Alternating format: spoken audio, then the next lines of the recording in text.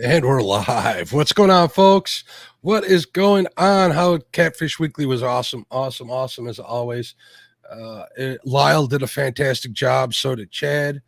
There was some thumb talk involved in that. I'm not going to get into that tonight. Uh, we got a guest who's not familiar with the smack talk in here, so we are gonna lay a little low. But I do want to say hello to everybody in chat, like I always do. So let's get started here. I see Larry from 3+1 Outdoors. What's going on, Larry? How you doing, bud?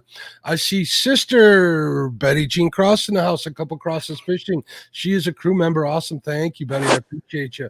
Annette Morgan in the house. What's up, Annette? There's Avid Fisherman. Thanks for sharing out those links on Catfish Weekly.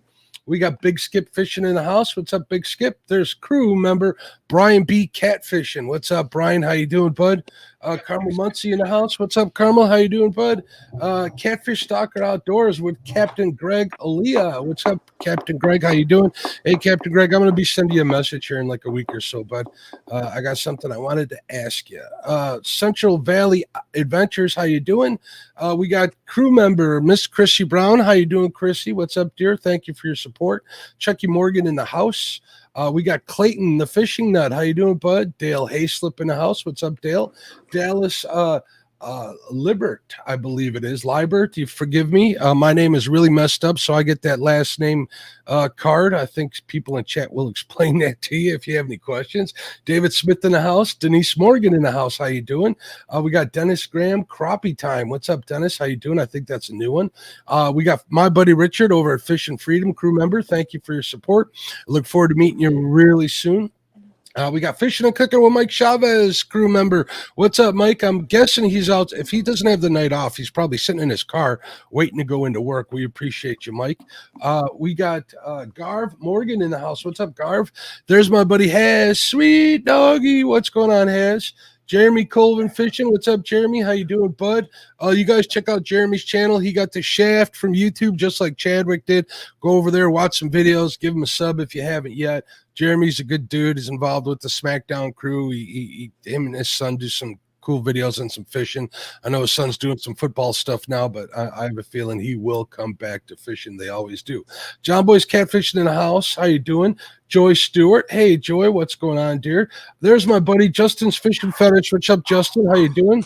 Kim Burnett. We know who Kim Burnett is, don't we, Eric? Oh, yeah, we know Kim. Kim's good to see him on here. It always is. It's always good to see Kim pop in there. He's a good dude. If you guys are on Facebook and I believe on Instagram, check him out. He does he ties jigs live as well.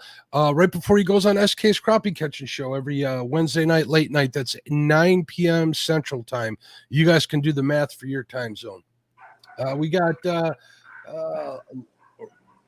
there's Kentucky Redneck Outdoors. What's up, buddy? Lance McCouguy, congratulations on your sponsorship, my friend. There's crew member LG Bass. If I don't see it's all mine in there, say hello to her for me, Tom. Crew member, thanks for your support. There's the great Maurice Kaysen. What's up, Maurice? Mike Irvin in the house. There's Roger, Muskrat Adventures. He was just on a Real Beast show. That was a cool show to watch. Was checking that out. Definitely getting ready for this show.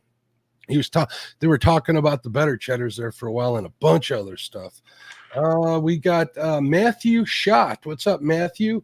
Mike Irvin in the house. Palmetto Cats. What's going on, Kevin? How you doing? Pontoon Jody Catfishing, crew member in the house. What's going on, Jody? How you doing? Quiet Man Curtis. What's up, Curtis? Real Gals Fish in the house. That's the better half of Fish and Freedom. Richard's clan over there. We got Richard S in the house. Sean Abney in the house. Sandy, whose birthday it is today. Happy birthday, Sandy. Happy birthday, Silver Fox Fishing, Sandy. I know it's her birthday and her husband has the C word. We're a little familiar with that. We're not going to get into any details on that, but that would kind of stink to take care of somebody during your birthday. But we hope Van's getting better. The real Shino in the house. Susquehanna Stan in the house. What's going on? Susquehanna Stan has a channel where him and his wife, they actually bare hand snapping turtles, American snapping turtles. That was interesting. Went through some videos yesterday and subscribed to that man's channel. There's my buddy, the weekend angler, Josh. What's going on, Josh? Tim Molina, crew member. What's up, Tim? How you doing, bud? There's Tiradar Arco. What's up, Al? We got Frank over at Twisted Fishing TV, crew member. Thank you for your support. There's Van. Hope you're feeling better, buddy. We have Whiskers and Stripes, another crew member. Welcome. We have William Warner, Pork Chop. Let me go through this list real quick again. We got Anglerholics in the house. I believe that's James. How you doing, James? If not, Lizabella. Well, hello to both of you, actually. Annetta said hello. Big Skip. Brokeback Bob in the house. Carmel Muncie in the house. They keep piling in here, Eric. Crappie Day Fish I on. see that. Crappie Day Fish on, crew member. Dallas Libert, what's going on, Dallas? How you doing? I think I did say that already, but if I said hello twice, forgive me. Rather say hello twice than miss you once. Don R in the house. There's my buddy Chad Fields the Water. What's going on, Chad? I said hello. John Patrick Jr. in the house. What's up, John Patrick Jr.? Say hello to JP3, Mike Irvin. I think I said hello, but I don't want to miss him. Oh, my goodness. Ray Smith in the house. Scott Swift in the house. Richard S. in the house. I got to think of a faster way of doing this. And if some of these guys were doing this, they wouldn't get it done half as fast as me. So if I missed, there's Art from One Ton Fishing Club. What's going on, Art? How you doing, bud? Art, that was cool to see you and your little girl out there sledding on the East Coast. That was a fun video to check. And I see Tim Don in the house as well. Linda Cox in the house. Clayton the Fishing Net in the house. I did say hello to Brokeback Bob, but I want to make sure I don't miss them. They're popping up on my screen here all over the place. All right. Welcome to the Catfish and Crappie podcast. How are you all doing? I'm happy. Let's start with a couple announcements here. If you're listening, you guys know the deal here. Jeremy over at Creole Catfishing. If you're listening on a podcast, just look up Creole Catfishing in the search bar. You'll find him. Go over there, give him some watch time. He's got the subs, but he's looking for the watch time. So if you can give him some of that, he'd appreciate it. Keep an eye out. Subscribe if you're not. Go ring the bell so when he goes live, hopefully he does some fishing down there in the great state of Louisiana. You'll have plenty to watch. It's very entertaining, and I like when he cooks. I just came in, Eric. I was shoveling. I had 4 inches of snow today, right? Light, fluffy stuff, not too bad, but it was a little chilly, a little windy, right? I get that done. I come in. I got him on the TV, and he's having a crawfish boil in the middle of summer. I'm looking on TV. It broke my heart. Like, I've got to get down there and enjoy some of those good times with him and his family. Those guys down in Louisiana know how to cook food. There's no doubt about that. They absolutely do. Oh, and I got to say hello to Pontoon Jody if I didn't. I don't want to miss Jody because she'll give me an earful if I did. So, Eric Massey of Eric Massey Jig Company. How you doing, my friend? I'm doing good. Got the night off work. You can't beat that. Definitely enjoying that. I know. Usually, I've been trying to get you on the show for a while, and you do work evenings, so it was hard to get our schedules to match. But I'm very happy to have you here. I'm really excited to talk to you. I am too. I love being on a good live feed. I've been watching. Oh, thank you. There's some people in chat, namely Chad, that won't agree with you on that, but that's another story. So we had been talking for a while. You do a lot of jig tying. I've had you paint a whole bunch of jigs, like 500 for me. You keep busy doing that. I know Lyle had you paint quite a few for him, didn't you? Yeah, Lyle threw in a 5,000 piece order. I just mailed off another 1,000. Lyle keeps my partner right here busy. He's the one that does the majority of the painting. He might not like Lyle as much as you and I do because he probably works him to death. Huh? No, he swears that's the most boring part of the job is painting it. I think that's kind of the cool job because you can make them come out however you want. Yeah, you use powder coat. You have them powder coat all of them. Huh? How many can you get done in a batch? We've timed it before. It takes like 33 minutes to do 100. If it's the same color and you're just going. About 33 minutes, another 10 minutes give or take for bake and cure time. But they go pretty quick if you sit down and just do it. And I know you always got music going in the shop. We've had talks about that and social media and how the music will get you in trouble, right? It will get you in trouble. So I don't know. I could go on and on about YouTube and the music. I just gave in. I won't play no more music. YouTube, I give. I'm done. I'm You done. win. There's some really funny stuff that happens in the YouTube sphere that we got to learn to deal with, and I think we're getting better at it. But Yeah. I know that you put out a lot. Well, we'll get to that too. Let's talk a little bit about your fishing. So you're mainly a crappie fisherman, correct? Yeah. Now it seems like if we're usually crappie fishing or catfishing, one of the two. It's mainly crappie. We go after a lot of crappie. It just seems like they're so abundant and they're easy to catch most of the time, and they're easy to bring home clean. They're easy to flay. They cook good. They taste good. Everybody likes them. So crappie ended up being our go-to species. That's just kind of what we go after. I get a lot of people say they're hard to catch. I can't find them. I don't think they're that hard. If you think about where a crappie's normally at, that's usually where they're at, whether they're in feeding mode or not. But they're usually where you think they would be. Right. I got a couple of spots here where I do really well at certain times of the year. So I know they're in there, and I do really bad like other times of the year. Like right now on the ice, for some reason, I can't get on them for nothing. So what I did basically this year is I spent some time there in the spring and summer, definitely. And I marked all the brush piles that I could and put them in my as waypoints and downloaded those waypoints to my phone. So we're going to try and get in those basins over a couple of those brush piles and see if we can't make it happen. I also invested in an underwater camera. Did you see the TikTok I posted with that picture of all of those? Yeah. Was that like the Aqua View? That wasn't the Aquaview. I have the Markham. I think it's the Pursuit HD. It's like the top end one.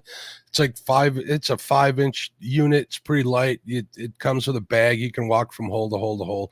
So I'm hoping that's not too bad then. Yeah, it's not, and it records in 1080p. So hopefully it'll help me out making some videos and stuff and sharing that content with some people, whether it's during a full-blown recorded video or TikToks or whatever. Yeah. But it is cool to see that one that I did was at a quarry here that's a CPR only quarry. But I'll tell you what, man, they were tight-lipped that day. It was cold. The wind was about 30 miles an hour when I taped that. You'll notice that camera's blowing a little bit from side to side. But, man, they wouldn't bite for nothing. And that's that one where you can see all those crappie. Yep, where they were stacked. Pretty amazing footage. I really thought that was like in a kind of like a Bass Pro tank or something. No. And I sent you that message. Wanted to know where that footage came from, because that was just really cool footage to see all those crappie grouped up in one big group like that. That's a quarry that the local Rotary Club was donated to them by the person who used to own it and passed away. He was probably a member. He donated to them, and they collected a bunch of money to revamp it, and they made it into a park. But it is a CPR only lake, and right now it just turned over, so the fish in there is like stupid good, like really really good, big like 30-inch walleyes I've seen come out of there. But it's all CPR. They don't realize what's going to happen after a few years, that you're not going to have that class of fish in there. I've gotten like a 4-pound bass on a crappie jig over there. You saw how those crappie and bluegill will stack. That was right underneath a dock you can stand at and fish. So yeah, it was crazy. It was crazy footage. Yeah, there's some cool stuff. I can get on them like that on the ice, because over here when you get a lake that's iced over, all the dust and all the dirt settles out of the water.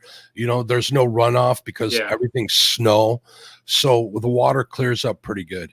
I'm hoping I can find fish like that on that local spot, but we're gonna see. I was gonna try and get out today, but we got like 4 inches of snow, and I had some other stuff to do. So the rest of the week's gonna be brutally cold. What kind of temps are you getting where you're at? We had I think it got up to almost 56 today, and the high for tomorrow is like 22. You're like Lyle. Okay, you are in the great state of Missouri, correct? Yep, about 20 miles away from Lyle. 20 miles. So you're in Southwest Missouri, right? Yep, Southwest Missouri. I live about 30 miles north of Springfield. I do give Lyle a hard time. I tell him that he lives in Hades, Missouri, because where else do you get 70 degrees in December? That's true. I mean, we could have ate Christmas dinner outside on the back porch. It's crazy. But Thanksgiving was cold, freezing cold, and come Christmas time, I think we had the doors and windows open. I think it was up in the 70s during Christmas. That's crazy, And man. it seems like we're getting our worst winter. Our worst months for winter now is like the very end of January and into February. So the way I'm looking at it now, we're into February. So you got February, March. We're looking at maybe 6 more weeks of possibly cold weather, and then we're back into the springtime. So Yeah, the further longer it stays warm, the happier I am. That's just the least amount of time we got to go.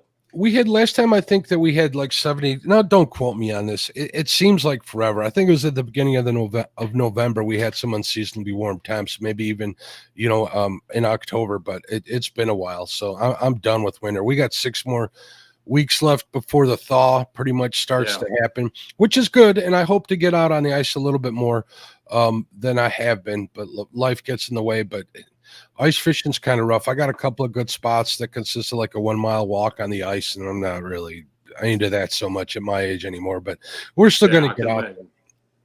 Here's a fun fact. There's this one lake. There's this guy. He'll take you out to wherever you want to go and pick you up for $5 on his ATV. I got to get that guy's phone number. That ain't too bad. That seems like pretty good business to run right there. Like ice fishing Uber at its finest. Talk about enterprising young gentlemen, huh? No kidding. That's a good way to make some extra money right there. He does. We got a bunch more people coming in here in chat. I see Stonefly. What's going on? How you doing, bud? I saw Freddie come in a little late. What's going on, Freddie? Thanks for stopping by. Oh, I want to let everybody in chat know that Eric is kind enough to give away a few of his hand-tied jigs. You got some of those handy to show them off? I do. Let's see. Most of these are ones that I have tied like in my TikTok videos. They wasn't really orders. They were just, jigs I thought about tying. I tied them up. I put them on TikTok. Yeah, right there. There, look at those. Those are pretty sharp. Whoever wins kind of heavier. These are pretty sure all of these are like 1/4 ounce.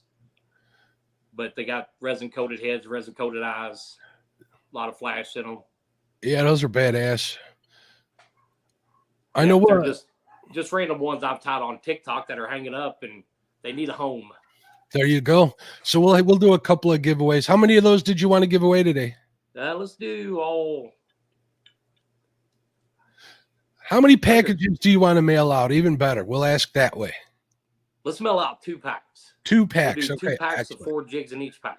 Awesome. So hold on, people. I'm going to make you wait till a surprise time during the program, and we will do them. I got to get that retention time down, folks. don't hate on me for that. Uncle Jeep in the house. What's going on? Some of them are pretty cool. They came out, pretty neat. And like I said, you can actually watch me tie those jigs on TikTok. And just look up Eric Massey Jig Company, Jig Co. on TikTok to find you, right? I think I got links in the description. Let me double check here. Yeah, I do have links in there. So if you guys are wanting to get onto his YouTube channel or are on his TikTok account, Eric goes live too, don't you? Oh, yeah, I do live. And usually if I'm sitting down here and I'm tying jigs, I turn the phone on and I go live for a little while. There's a couple other jig tires on there. We'll get on and kind of like do a dual live feed. Usually the way I look at it, if I'm just sitting down here tying jigs, I'm going to do something else with it too. So I usually end up on TikTok. I'll try to do YouTube different times of the day, just to do it. Actually, I get those notifications, and me and Eric will have like there'll be a bunch of people. He'll have like 500 people watching him, and me and him are having a conversation like it's just me and him. It's kind of funny. Some of those people, I'm pretty sure, just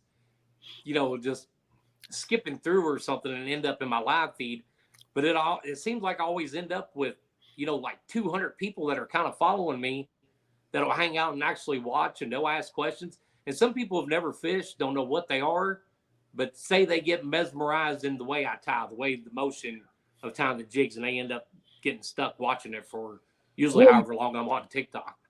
I was going, and I can understand that. I was going through a couple of those lives, and there was somebody that was actually with an X-Acto knife. He was carving a chain out of pencil lead, and he had like 18,000 people watching him do that. Oh yeah, it's insane. One guy on there that takes a belt sander and takes random objects and just grinds them down to nothing, and he's like 30 million followers or something like that, and I get hooked into watching it too. He took a brand new iPhone and just grinded it down Oh to where my it was gone. But it's just one of those things you get to watch and you can't stop. You can't stop. Oh, hey, I don't think Jerry's out in the audience. I didn't see him, but I want you guys to know that I went ahead and copied my hero James Dockery and got a Parker Pursuits T-shirt in the mail today. Let's see if you guys can see the back of it. So hit Jerry's channel up if you got one. It's a pretty nice T-shirt. I wanted to make sure I gave him a shout out. He went ahead and purchased a hat for me too, so I want to make sure that I reciprocate the effort from everybody. Absolutely. So. Oh yeah, there's all sorts of weird stuff on there. You know what that TikTok reminds me of, Eric? It reminds me of, now I'm going to date myself here. It reminds me of like being on the road listening to like CB radio, just a bunch of. You're exactly right. Or it's like watching those old, was it like Creep Show where there was all those different little skits, you know? It's kind of like watching that, you know, but you get your own 30-second. Some of it you get mesmerized by, and some of it you want to go outside and throw up after you watch. You do some of the lives. I mean, it's like it's quite the it's unexplainable without probably getting banned for some time, probably maybe on YouTube, but we'll see. Hey, look at this. Wait, who do we have here? Raya Massey. That's my dad. How you doing, Raya? Say hello. That's cool, and the family takes part in all of this stuff. Look at this. Everybody's saying hello to you. Is that how you say her name, Raya? Yep, you got it. Most people will usually mispronounce it. You nailed it, Mark. Thank goodness. She's smiling about that. Good. I'm glad that I can make somebody smile. So, you know, here now we're doing the exact same thing here as what we do on TikTok. We just start talking and ignoring everybody else that's around us. So let's actually do kind of we're going to try and do an interview here. So, all right. So we know where you're located. You're in southwest Missouri. How'd you get started in fishing? Is it something that was always in your family, or is it? Yeah, it was always in my family. I grew up in Louisville, Kentucky. And me and my dad and my brother, my uncle, we would go down and fish. We used to fish the Ohio River a lot down at the McAlps Locks and Dams.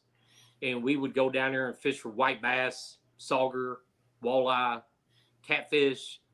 And then there was a couple small lakes around. My dad had believe it or not, but we had a 10-foot flat bottom John boat. We would push in the back of his bed of his truck with 2 batteries and a trolling motor. And we would hit all these little lakes all around southern Indiana, a couple in Kentucky. And my dad was a die-hard bluegill fisherman. That's what he went after, was bluegill or catfish. That's what we went after. And he got me hooked on catching bluegill. But that man had more tricks about catching bluegill that I still can't, you know. But we would be out in 20 foot of water, and he would have a split shot of mealworm. And he would be able to find where those bluegill were at off of an old pixelated Humminbird LCR. And I don't know how he done it, but he knew where those bluegill were all the time. And he just got me hooked on it. I ended up living with my aunt, and there was farm ponds scattered all over the countryside. And me and my cousins would take fishing poles, and we would hit all these farm ponds. And we was fishing one time, and I caught a crappie out of one on a plastic worm that was 15 and a half, 16 inches long. Wow. And that one crappie is what got me addicted to crappie for the rest of my life. I have that same story. But I figured I've read so many magazines, watched so many TV shows on catching crappie that I can blame it all on that one fish that I caught. I totally get it. I have that one fish, and it's actually still my PB to this day. I can't top that fish, so I'm figuring I'm going to reset it. I'm going to start chasing them around. So maybe you can hook up with me too. I'm trying to get out to Truman to fish with Lyle and Kim and them. We're going to see if we can't make something like that happen, or at least say hello to them guys. I know Lyle. Oh yeah, but that'd be an awesome trip. Truman's one of those lakes that's just kind of unbelievable on the species of fish, the structure. You know, you got everything from standing timber to mud banks to cliff walls, mud flats. I think you could probably fish Truman every single day for a year and fish a different part of that lake that you didn't see. It's just an unbelievable lake. for those of you listening on a podcast, I got a big smile on my face right now. I love to hear those kind of stories. You know, me being in an urban environment, Eric, it's kind of hard to get on the fish. They're always small. They're over harvested and stuff. It's been kind of hard. They're getting a little bigger. Conservation's making its way into the big city, but you still got people that are unfortunately taking everything they catch. Oh yeah, I mean, you see it all the time on, Facebook will show a picture of a game warden with, two guys that got 300 crappie. Mhm. I don't understand how in the world or why you would want that many crappie. Why would you want to fillet that many crappie? I don't get that. I don't understand that. Usually after 2 limits of filleting crappie, I'm done. I don't want to I'm done. anymore. That's where I limit. We have a possession limit here in Illinois, and I believe it's 2 limits, right? So the one lake that I usually go for to get my limits, it's got a 15 limit. So 30 crappie, it's quite a bit. And until I just started using electric knife, I was doing all of them with a regular manual fillet knife, and that would take me a little while. I've even been known to miss a sight on a crappie. That's because I was distracted, but I did that have too. Usually I get into a routine or emotion and end up totally forgetting to fillet one side or cutting through the spine. Let me say hello to Wolfram Custom Rods. Luke Henges speaks very highly of you guys. It's great to see you in the chat box. I appreciate you. Thanks for checking it out. Also, I see, let's see, there was somebody else, the real shot. Oh, Tree Limb Fishing just showed up too. What's going on, my friend? How you doing? Here we got a question from you from the real Shino. He says, do you recommend crankbaits for crappie? There is a time when crankbaits will almost work better than jigs or minnows. If you're going through a big flat, or if we're headed back toward the boat ramp or we're done, I will throw rods off the side with smaller crankbaits on them, and we'll trail those crankbaits back and pick up some crappie like that. You get those days where maybe you don't want to fight the trolling motor. Try trolling crankbaits. They work great. If you throw a crankbait into a school of hungry crappie, you're going to catch them. You're going to pick something up. Yeah, definitely. You're going to pick something up. If I'm like on a big body of water, like we have a larger lake called Channel Lake over here, and there's some big crappie in there. Someone just caught a 4-pounder there, I believe last year, big crappie, or maybe the year before last. And I've seen them while I was ice fishing, schools of them, but they were so tight-lipped they wouldn't take nothing. They wouldn't take a darn thing. It broke my heart. I did end up leaving with like 4 channel cats this day, so at least I put some channel cat meat in the freezer, and it was fun to get them on the automatic fisherman's. That was a good time. But I use those crankbaits. I'll do exactly what you said. If they're not like in the channels or they're not under the docks, if I'm not getting them on the brush piles, if they're in the big basins, I'll use those crankbaits. I'll long line troll them and hopefully I'll get on them. I just started doing that, so I don't have great success with it, but I do have hopes for trying it. Yeah. So. A lot of times if it gets really super windy and I get to that point, and we've all get to that point to where you're sick and tired of fighting that trolling motor in the wind, get the nose of your boat in it, throw out a couple crankbaits and just make some passes, and you'll find out where those crappie are. They will hit that crankbait. And if it's not a crappie, it could be a white bass, wiper or something. You'll run into something. And nobody's complaining when they're catching fish. I haven't heard anybody complain. I haven't heard a diehard crappie fisherman complain about catching a bass on a bad day. Oh yeah. I mean, what I mean? You're going to get one. Or if you get onto the white bass, like you ever watched that Steve Comlander, the old fisherman? Yeah, I've watched him before getting into those big stripers. Oh, he gets into those big white bass and he's banging on the bottom of his boat. But it's me and my squirrel-itis, I call it. I get distracted easily. But that's a cool video. We got another question. Someone's asking. Let's see who asked this. The real Shino again says, if this is the Truman Lake in Missouri, yep. Have you fished Lake of the Ozarks? We've fished Lake of the Ozarks, I want to say like 3 times. Lake of the Ozarks is to me, especially with, a 12-year-old in the boat with me most of the time, Lake of the Ozarks is usually for me off limits. And a lot of people will say, no, that's not true. But during the summer months when the pleasure boats are out, the skiers are out, the jet skis are out, we don't go on Lake of the Ozarks. It just gets very, very rough. I actually thought that was one of the places I thought about maybe moving to someday, and I just did. All I had to do was do a search on YouTube for Lake of the Ozarks, and it's like Lake Havasu of Missouri, pretty much. It's a Yeah. big party lake, you know. Yep. It's a I big know party lake. And in I the think I cold read months. I think I read a statistic a couple years ago that said, and I might be wrong, but it said more people die on Lake of the Ozarks every year than any other lake in the United States. Huh. That's that's pretty crazy. I know that Mike Baker, who I had the honor of talking to, he used to fish that all the time. And what's the lake just on the other side of the dam over there, or just on the other side? I forget what he's fishing now, but he's totally you kind of slow down on fishing Lake of the Ozarks, and I think that's he's doing a lot more videos on Truman now. Truman. That's it. Okay, so Yeah, you'll see a lot of videos people fishing Lake of the Ozarks during the wintertime, during the fall. Those months, Lake of the Ozarks is for the fishermen, but there's the other half of the year, it's for the pleasure boaters and stuff like that. And I'm sure there's probably plenty of little fingers you can get off in where the boats aren't that bad. So right. it's not I would never go to this lake, but the boat I bought is kind of made for that lake. And that's kind of the reason I got a bigger boat was for Lake of the Ozarks. All right, real quick, I want to say hello to Jay Fox. What's going on, buddy? He's a crew member. I got to make sure I shout them people out. What's going on? Also, Matthew Schott has asked me, where in Illinois am I? I'm in McHenry County. I'm in Northeast Illinois. So, yeah, you brought up your boat. So let's talk a little bit about your boat purchase. We bought a 2022 18-foot tracker target. Cool. So like a walleye type boat, right? To handle those. Yeah, it's a walleye type boat. It's a big water boat. It's, a lot more up north kind of boat than more so down here. But I wanted a boat with the deep walls. I didn't want, the flat casting deck that was even with the top of the boat. I wanted everything down just a little bit lower. And Tracker really wasn't the first one I went looking for, but Tracker was going to be the one I could get sooner than any other boat. That's a problem these days too. I think the supply chain's starting to lighten up a little bit as far as boats go, but that could just be them because they're during a slow part. We'll see what happens in the spring. But you got yours locked in, so when do you plan on taking delivery of that bad boy?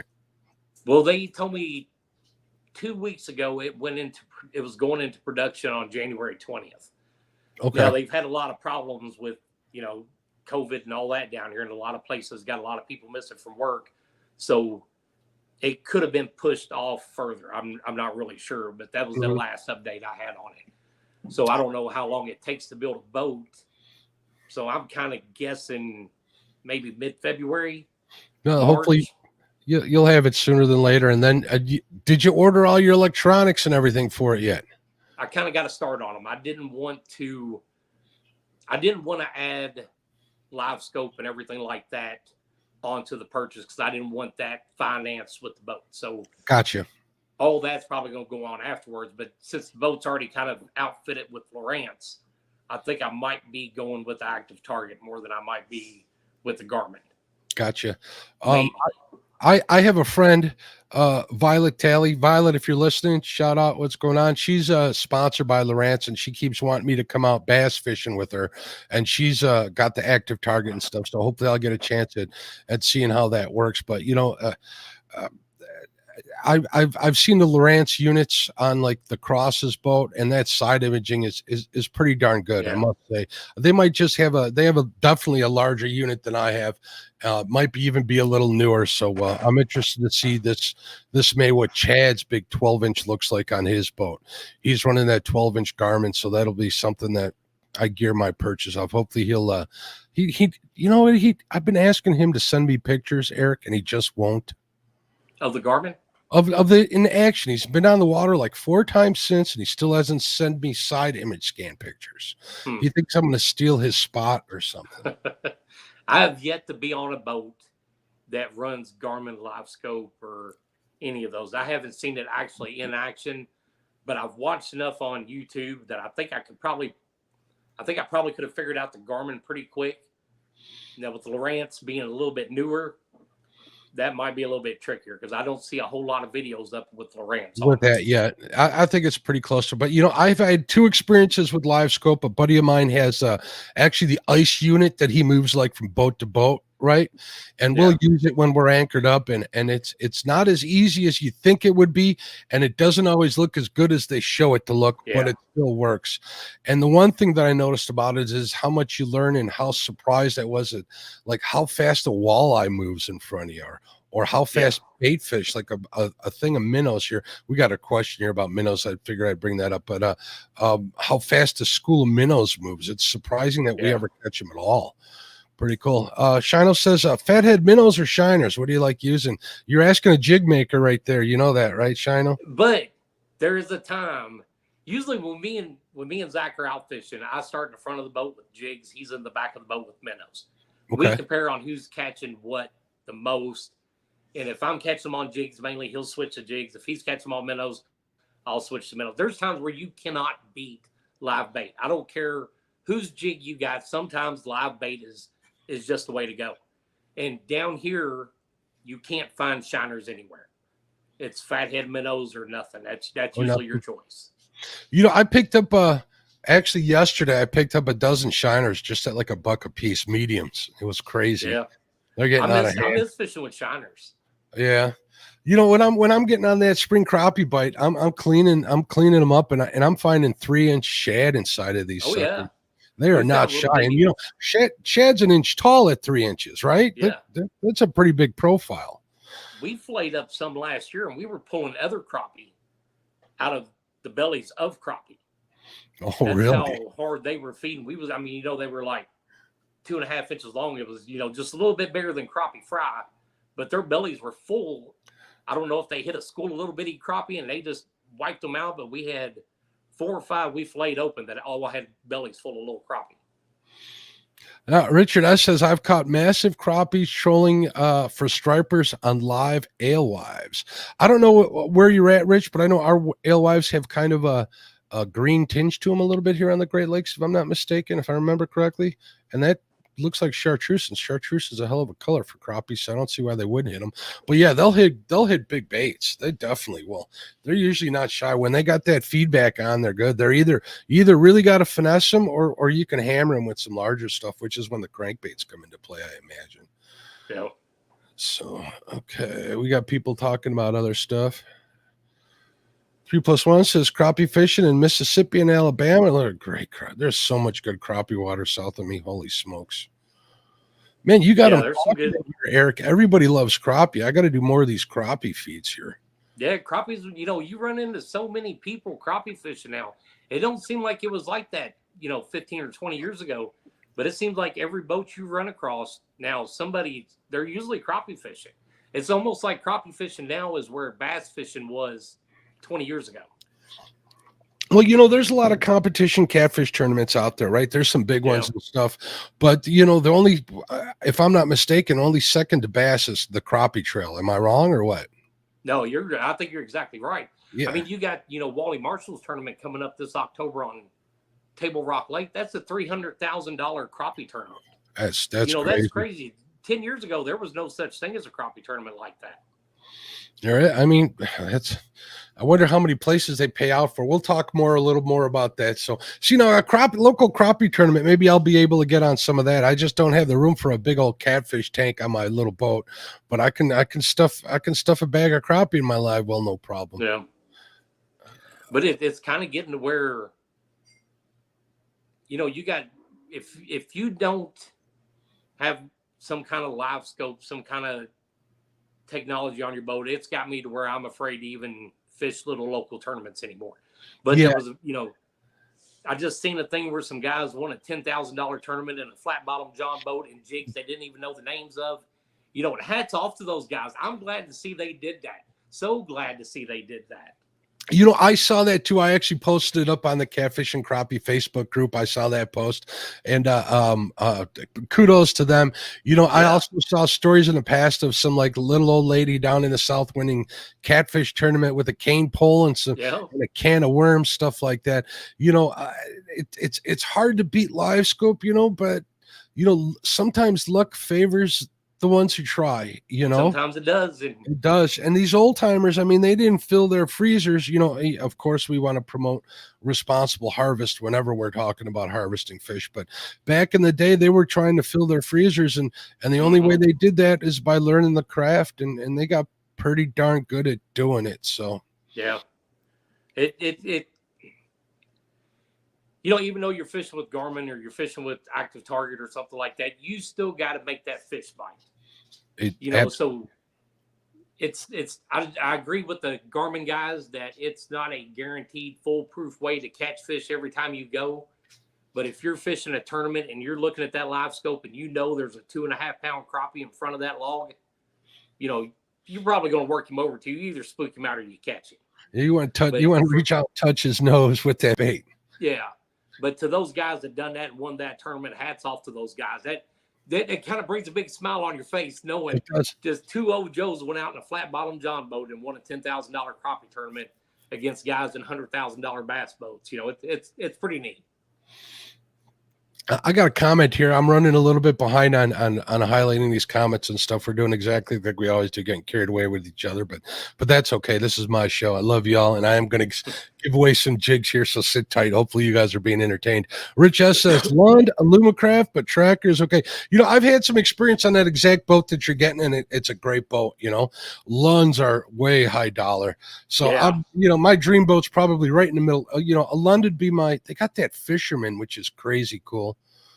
We're not going to get into that, but yeah, those are three pretty good brands to go with. You can't go wrong. Make sure you get the warranty and all sorts of stuff. So. Oh yeah, you can go on YouTube or you know anywhere, and I found as many bad reviews on Lund as I did Tracker or Sea Arc, and it just you know kind of like buying a new car. Sometimes they're hit or miss. You know, they are. As you got the warranty to back it up. You'll be good. Hopefully it'll get worked out. You know, a lot of times the percentage, you know, we've talked about this, whether it's with reels or whether it's with boats or motors or cars. I mean, when you're buying like a big brand that's pumping them out, 0.1% is still going to be more than 0.1% of a smaller company. So yeah, you keep that at the heart, buy what you want and pray for the best. Yeah, Chad, I am definitely jealous of your I'm not going to say that word. I am too, Chad. Me too. There you go. And make a video. Oh, you can't just send me a private picture. You got to profit off of it. You see how Chad is? Speaking of Chad and his videos, go over to Fields to Waters, enter it in the search bar. If someone could post Chad's link, go over there because he definitely did get the shaft. Take care of him. Go watch some of his videos. He just posted a video about his second, I believe it was the second place finish. Chad, forgive me if I'm wrong. I got 1,000 things going on here trying to keep everybody in chat entertained about his win at Patriot James tournament. It's a really cool video. They put some really good fish in the boat, and I forgot how good a video that was until I watched it again yesterday. So, all right. I don't know if they're talking. Hey, there we go. There's SK. What's up, SK? How you doing, bud? SK, what's up, buddy? SK, I was in SK's chat. Let's talk about this a little bit. I was in SK's chat last week, and we're not going to name any brand names. And but your one of your sponsors, Outlaw Rods, was spoken highly of in the chat. A couple other rod manufacturers weren't. So you want to tell us a little bit about these Outlaw Rods that have been that started sponsoring you? I'd like to hear about them. I got a hold of JR, and I was going to try to get him to use. You know, he was making some TikTok videos. I was going to try to get him to start using some of my jigs in his videos. And he was, you know, hey, how about we meet up and I want to show you these rods, which I was interested too. Once I remember hearing his name a few years ago, and then I kind of forgot about him. Something came up and I remembered. I was like, man, I think that's that guy. He don't live very far from here. So, you know, I got a hold of him, and we're only I think we're like 15 miles apart. So, number one, I've got a guy here really local that's making a really awesome rod. So I want to help him promote his product, you know, just because he's local. He's another, you know, he's just right in my backyard. So me and him meet up, and he got a truck. In bed of his truck, he's got it loaded down with all of his Outlaw rods. He put together the 12-foot Pro SE. And I was holding on to it. and he walked out to the end of it, and he said, "Tell me if you feel this." And he took his fingernail and just barely touched it. I mean, just barely even touched that tip, and I felt it clear back down into the butt of that rod, which to me was amazing. That the you would have had to been holding on to it to feel how much of that little tick come back through that rod. I was kind of sold right there on that spot. I come back here and I checked the other rods that I had. We did the same thing, and you couldn't feel it like you could with that outlaw rod. And it was a major selling point to me. There's a guy, SK's got a comment right there. He says, say no to minnows. SK, man, he will try to get he does more than just try, but he'll beat on them fish with them artificials until he figures it out. He's definitely a wealth of knowledge right there. Can't say. Yeah, he is too. I learned a lot about jig time by watching him. He was one of the ones that got me into wanting to tie jigs like he did. When I seen his, I was like, I want to reproduce that. I want to make that jig look like what he's doing. He had it figured out. You know, I started watching him and Lyle and all of them and Kim and stuff, and I tie jigs, but they're terrible. And it was funny. We had I know we had you on Panfish Nation one time, and we also had Kim on there. We were all tying jigs on Saturday nights. Lyle, if you're listening, I believe he is. We need to do that soon. That was a good time. But that's fun doing that. Yeah, Kim wasn't afraid to tell me what I was doing wrong, and I appreciate him for that. So I think I got a little better. But you know, I got these big mug hands. It makes it kind of hard, but I'm not going to give up. We're going to keep at it. So no, I got the same big old mug hands. There you go. Calloused up and beat up from welding all my life. Let's see what else we got going on here. Does anybody use underwater cameras for fishing? I use them on the ice, or I just started using them, Greg.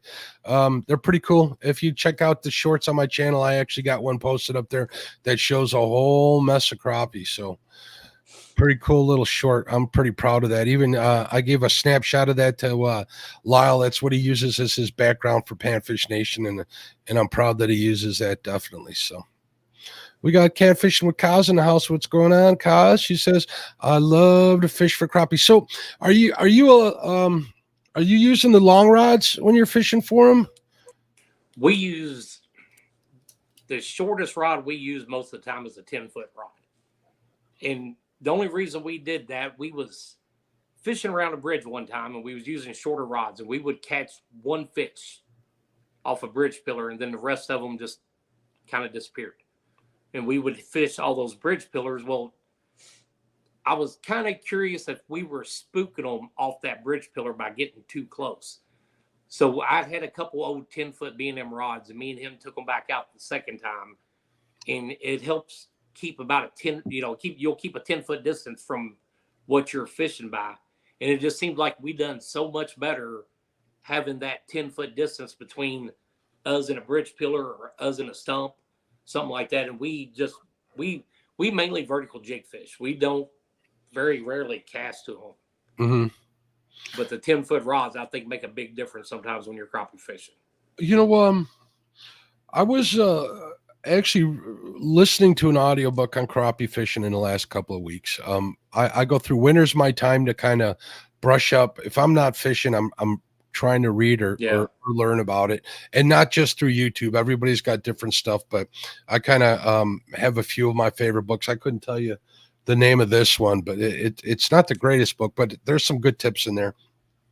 And one thing that they remind me of, I do a lot of short rod casting because I have a hard time keeping off of those schools of crappie in the shallow waters that we have here, the shallow clear water. So it works pretty well. And the one thing that they explain to me, the advantages behind vertical jigging is if your line is like on any angle, chances are you're going to get caught up on something, or you're going to hit a weed. Yeah, without a doubt. Without a doubt. So once I heard that, and it took me, this is like the second time I heard this, I listened to this book. I must have missed it the first time, but that made a lot of sense to me. So I think this year I might pull a trigger and get some longer poles. I got one 10-footer. I don't know if I'm going to go longer, if I'm going to go to a 12 or something, and at least one and try it and see if I can't do that. I'm going to try and not depend on that darn spot lock as much as I do. I'm going to get that pedal out of I got it in my toolbox, the pedal to control my Altera. I thought I could control it, with my hands and the remote. It's obviously not going to work. I'm just going to have to put in the work this year and try to get on them that way. But that's one of the things I'm going to do. I'm going to go and get a longer rod and see if I can't do more vertical jig and see if I can up my game this way. I also did buy a dock shooter. You ever do any dock shooting? I haven't gone out just to dock shoot, but I really want to do that this year. I want to try to fine tune that a little bit better, because right now I could probably, I'd be hitting the boat in the dock more than anything. But I would like to fine tune that, because that looks like that's a lot of fun. It does look like a lot of fun. Lyle said that he's been practicing with the bucket out in front of his house. So I'm going to set up the front of my house. It's going to look like a miniature golf course come this spring. We're going to get out there, and I'm going to see if I can't get on target with them. I think I'll do pretty good. I do pretty good with a bow and with a slingshot. So I think I can figure out this dock shooting stuff. Yeah, we definitely want to give that a shot. That's your main way to fish at Lake of the Ozarks, because there's no standing timber in Lake of the Ozarks, but it's covered with, I can't even remember how many docks. I've read everywhere. Everywhere you look on Lake of the Ozarks there's a dock. I've seen like aerial pictures of that place, and it's ridiculous how many docks. It is too. I imagine if you're not dock shooting in Lake of the Ozarks that you're losing out. You definitely are. Yeah, if they are not dock shooting, they're trolling crankbaits at Lake of the Ozarks. The two number one ways to fish that lake. Hey, Apache Adventure says landed a nice solid 3-pound crappie, 15 inches on a 4-inch Kitech swim bait. Yeah, they like swim baits too, Eric. Swim bait is one of those things. I look for a little bit smaller than 4 inches. Usually when we Charlie Brewer, and there was another one that come in a yellow package that already had a head in it, kind of molded into the jig body. Okay, I think I've seen them. Those swim baits are my go-to summer baits, especially if I'm casting to them. Definitely, those and like even a jig with a Mr. Twister blade on it. We have a lot of milfoil here, so that blade or that tail will keep that hook upright, and it'll get me through that milfoil pretty good. Yeah, we got rid of almost every plastic bait we had in the boat, but the one plastic bait I kept is a Mr. Twister screw tail white jig. That will always be in my boat no matter what. There's favorites. There's a lot of people that love those Mr. Twister tails and man, there's so much. I got a chance of fishing for crappie in Ohio with Betty and Brandon this year, and I never in my life thought about using red. They were all over that red color. They even used the red crappie nibbles with the stripper glitter all over. Oh my gosh! I don't buy with the sparkles. I come home one day or got in the truck. We went into a gas station, got something to drink, come back out. I had glitter, and it was all over my mouth from tying line, and I had it on my fingers. It was the oddest looking. When I got back in the truck, and I was like, "What in the world is that?" Hey, but I stay away from the glitter. That little bit of sparkle doesn't hurt, man. Look at some of the jigs you make, right? You put flash in there. It's full of sparkle, but I won't buy the crappie nibbles where it's falling out and ends up all over in my mustache. But it works, so I'm still looking for them. I got to make sure I start ordering some of that stuff.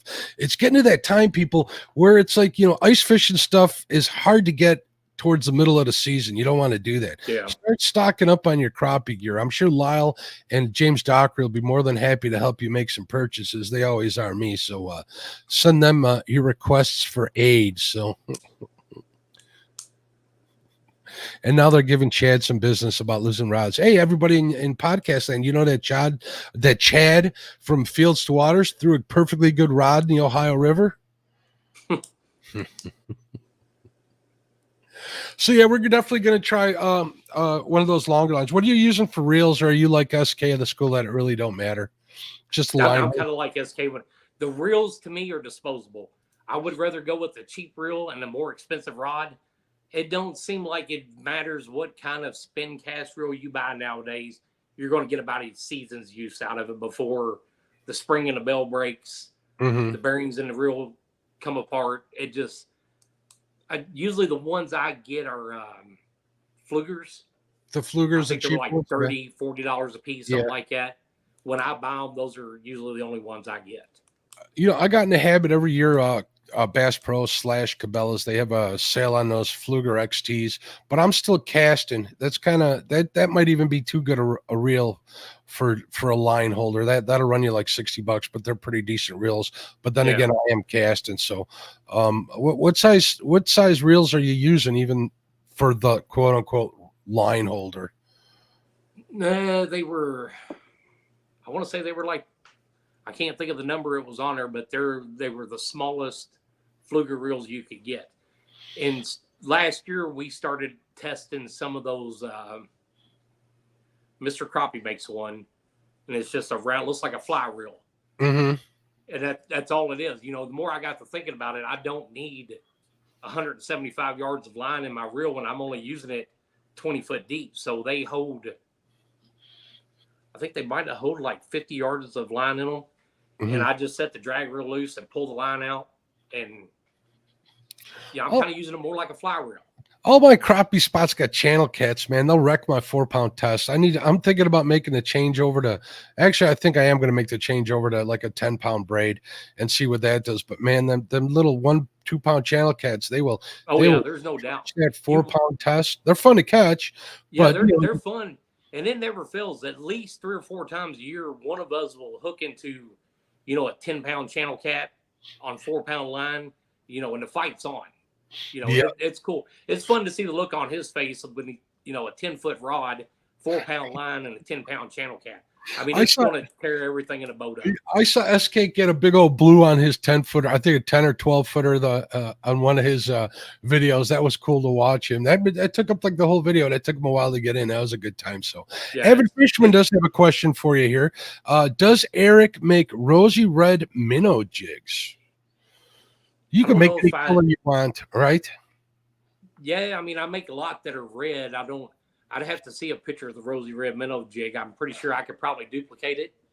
But to make one, I've never looked at one and said. Yeah, they're pretty simple. They sell rosy reds out here. Actually, I got one sitting in my garage. I'd go grab it if I didn't have to make you wait to do it. But they're you can Google them. They're pretty much like I'd describe them as half minnow, half goldfish looking thing, a little bit more on the red side. So I have no doubt you can make something like that. Oh, yeah, I could definitely make it.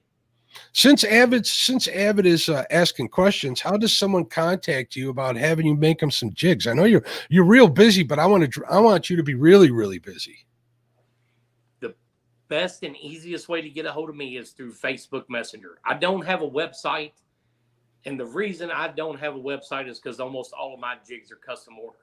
If I tied up 100 black and chartreuse, somebody would want black and chartreuse with red flash or something like that. So I let people decide what jig they want instead of me tying up a big inventory, put them on you or, advertise them on a website. I don't have the time to tie up that kind of inventory. So usually I get 2 or 3 orders at a time. I kind of stop, get those halfway caught up, and then I take a couple more orders after that. But Facebook Messenger or, you can even go through YouTube. I've sold them through Facebook Messenger, YouTube, TikTok. Somewhere on there, we'll figure out how to work it out. If you contact them on social media. You got email on your about page for your YouTube channel, I imagine. Probably. Okay, good. I'm sure it's out there. If not, contact me. I'll put you in contact. Yeah, I'm easy to find. I'm easy to get a hold of. Usually, I message everybody back pretty quick. I try to. I know there's a lot of people I miss, and if you're one of them, I apologize. But sometimes I get so many messages rolling through, I forget somebody every once in a while. Mr. Morello says, eat them, Mark, win by attrition. Trust me, I actually do. Them little ones are perfect size for eating. Responsible harvest, everybody, whether it's catfish or crappie or whatever. Me and Eric did touch base a little bit about, getting that limit and stuff, but there's no reason to get, a 4-man limit into a boat. You don't need all that, let alone. No way. So now, how do you feel about the really big crappie? Let's say you get on a 3-pounder. Are you putting them back? It depends on the time of year. Okay. I think that if you catch one in the dead middle of summer and that water is hot and you've stressed that fish out enough to get him up, I don't believe that fish is going to live. I think he's going to go back down.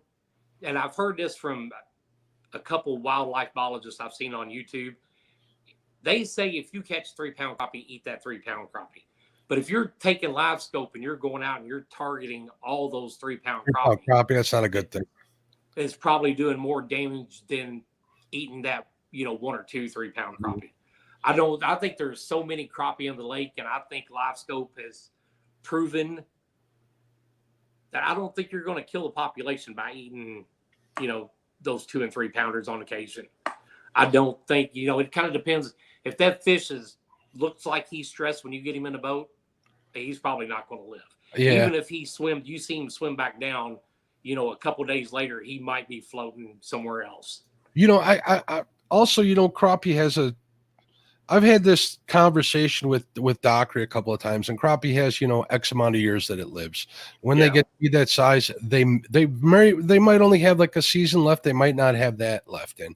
So kind of the way I look at it is if I get on a good one during the spawn, I'll put that good one back. Hopefully it's going to get a job done.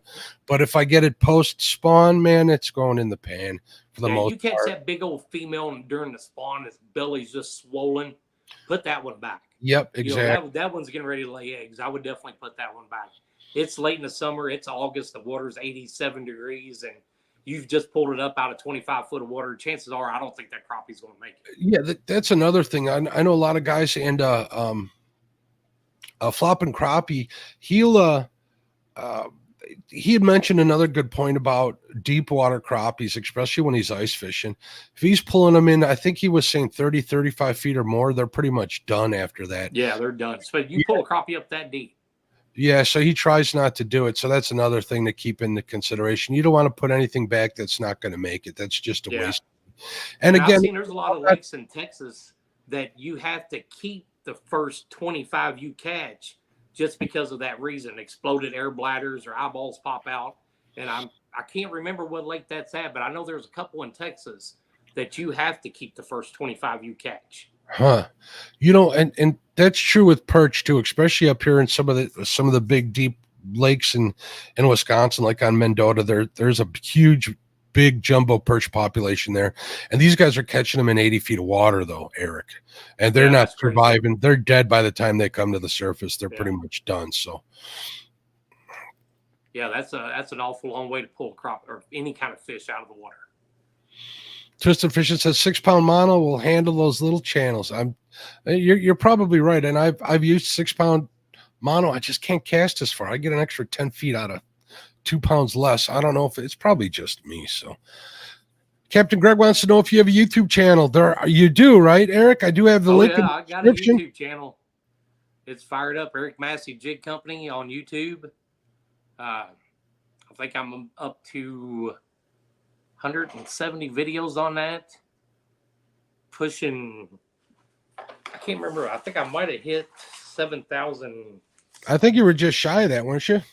7,186 subscribers. Congratulations. That's quite the That was crazy how fast that hit. That was just never in my life did I ever think my YouTube channel was going to take off like that. I actually started the YouTube channel to be able to keep track of what jigs I was tying. I was using it like a video photo book or something. I could go back and go, okay, I remember when I put in that jig. And then from that YouTube channel, I got an order for 30 jigs for a guy in Texas, Oklahoma. And I don't tell him, I have a hard time saying no. That's kind of way it went the way it did. I use my phone for that. I keep track of like the seasons and stuff. When I do keep a log, but if I'm not at home and I don't have access to my log, I'll look at my pictures and say, okay, I caught this on this day. So yeah, well, we do the same thing. I remember where I'm at. It works well. So yeah, Frank is confirming that it's 6 to 10 year lifespan. So that's also something to keep advantage of, or keep track of.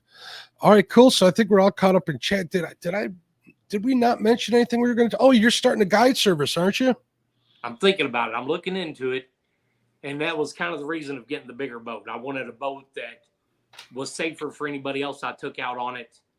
A little more comfort. They didn't have to climb way up on the deck. The tracker has the VersaTrack rails where I don't Mhm. have to have my rod holders clear at the back. I can move them up a little bit, and you got a seat to sit in when you're catfishing. Kind of got a little bit lower sunken deck to crappie fish out of. But It'll I'm keep. thinking about taking my YouTube channel, Jig Time Business, and kind of wrapping it all up into a guide service YouTube channel all at one time.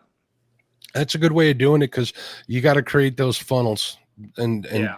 that's how you do. That's how you make it in this day and age.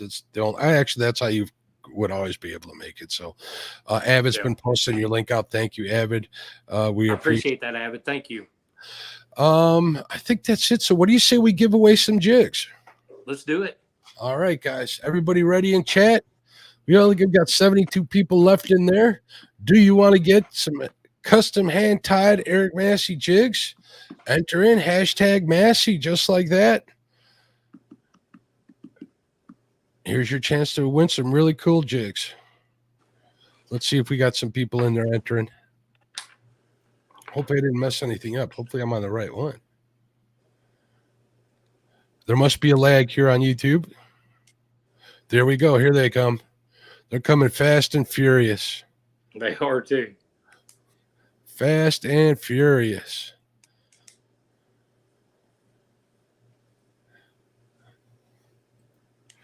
And I'd appreciate you guys if you could always share out Eric's content. That's always cool. Make sure you give him a sub, whether it's on YouTube or if you're a TikTok user, check him out on TikTok.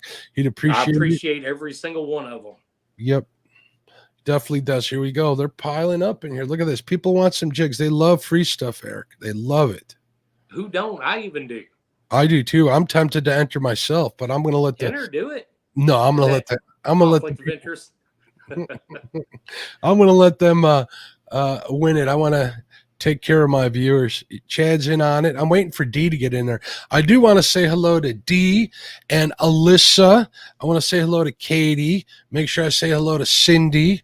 Got to get all of them. I did say hello to Betty. I got that one checked off my list because if I don't, I'm going to get in trouble. There's Real Gals Fish again. I want to make sure I get all the ladies in here. The Jody's in here. She's getting entered in. Denise Morgan in the house. What's going on, Denise? I wonder if there's a way I can exclude Chad from the giveaway. I mean, Chad, good luck, buddy. All right, we'll give him a couple of seconds to enter in. So I do want to thank you for coming on, Eric. It's always fun talking to you. I'm more than happy to do it, and happy to do it anytime.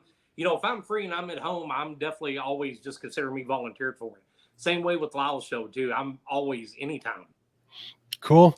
Yeah, it would be great to get you definitely on Panfish Nation. If somebody could share the link out to Panfish Nation, we just had our 1 year anniversary. We're getting closer and closer every episode to that one. That 1K subscriber. I love helping Lyle out with that show. It's a good show. It's a little different what most of the catfish people that are listening to this or watch these programs are used to. But I'll tell you one thing, Eric, that the people that are watching it, they're pretty hardcore. They are. Y'all have a following that's unbelievable. Yeah. The amount of people y'all get and the same people, Patriot James, you, Lyle, y'all shows are put together. I mean, very professionally. It's a very well done, very well thought out shows. Thank you. And they're still talking smack. So I think, okay, we're going to give him 1 more minute. Thank you, Richard, for posting that. Also, make sure you enter at CVA. See, they're all helping each other out. CVA says, RVO, redo your entry. You have a space after the hashtag. Usually I'll leave these chances to win out of the podcast, but I want to make sure that you guys know, if you're still listening, that you're liking the show, make sure you come and check it out. We do giveaways from time to time. You can be a part of the chat box. It's pretty interactive. Everybody's having a good time. They're all meeting each other, giving each other a bunch of issues and stuff, and it'd just be great to have you. Also, if you're listening at this point still, I really would appreciate a good review, whether you're listening to it on Spotify or Apple. I'd really appreciate it. So if you could do that for me, it would be even better. Look at that. Even Lyle got in on it. He shows his face. I know he's always watching the show, but I don't know what Chad's talking about. Doo-doo. He's probably making fun of something I said. All right, what do you say we do the giveaway? We're Let's gonna do do it. this. We're gonna do this twice. Are you guys ready? I think everybody's ready. Oh, wait a minute. Bacon. I got to get that out of the way. OG Bacon, Mark, spinning the wheel. Our first winner. Some pretty cool jigs, if you ask me. Sunfish Assassin. Sunfish Congratulations. Way to go. There's JBT in the house. All right. So how do you want him to contact you, Eric? Can he get a hold of me on Facebook Messenger? He can. You know what? I'm going to post that link up in just 1 second. Let me get one more. So Sunfish is the first one to win. The second one for the second prize. And I will get that link up there in chat for people to look you up on Facebook. Let's see who our second winner is. Crappie Day Fish On. Two guys that'll put that stuff to use, definitely. Let me get the Good link. deal. I'll get that link right there. Eric Massey Jig Company. I'm going to post a link to your. There we go. Yeah, that'll work. That's the best way to get a hold of them. Get a hold of me like that, and I'll get y'all's addresses, and I'll try to get them out in the mail early this week. If not tomorrow, Tuesday for sure, Wednesday for sure. Cool. So I just posted that in the chat. It says Eric on Facebook. That's a link to his Facebook page for Eric Massey Jig Company. Check him out. Give him a like out there, folks. He'd appreciate it. And I want to thank you once again for being a great guest. I had a blast talking to you. Oh, And I think the people in chat enjoyed hearing from you too. Oh, I appreciate being on here. I loved it. It was a great time, Mark. And I want to make sure everybody knows that if there's something you want to see me tie on YouTube, send me a message and I'll tie it. I like the challenges. I like doing something new. Don't ever hesitate to ask me any questions at all on Facebook, YouTube, or anything. I'm more than happy to help. Cool. Well, congratulations to the winners. Thank you guys for watching. I appreciate y'all. If you could hit the thumbs up on the way out, I'd appreciate it. Eric, thank you once again. Everybody, good night. We'll see you next week, or we'll see you Thursday night on Panfish Nation. All right. Bye-bye.